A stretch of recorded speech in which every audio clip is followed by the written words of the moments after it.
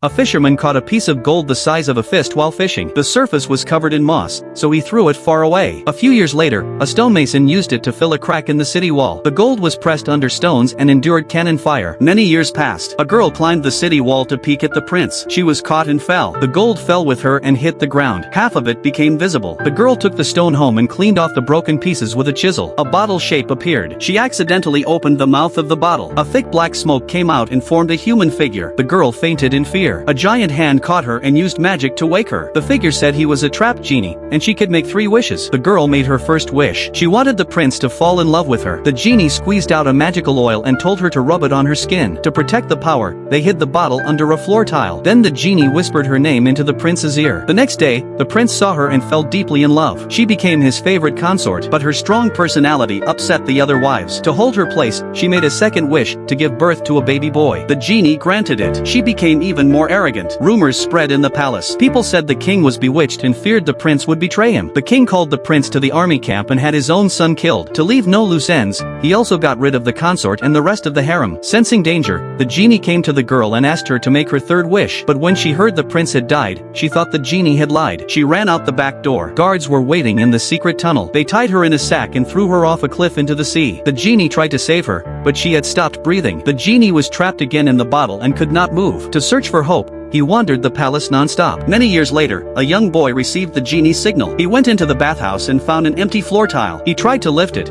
but he was not strong enough. Just then, his younger brother came to help. Before they could open it, their mother came in and took them away. Soon after, the boy became king, but he was cruel by nature and often led wars. On one expedition, he was surrounded by enemy soldiers. The battle came to a deadlock. At home, his mother heard the news and believed the king had died. She let the younger son take the throne to keep the royal line alive, but the way she did it was strange and hard to understand.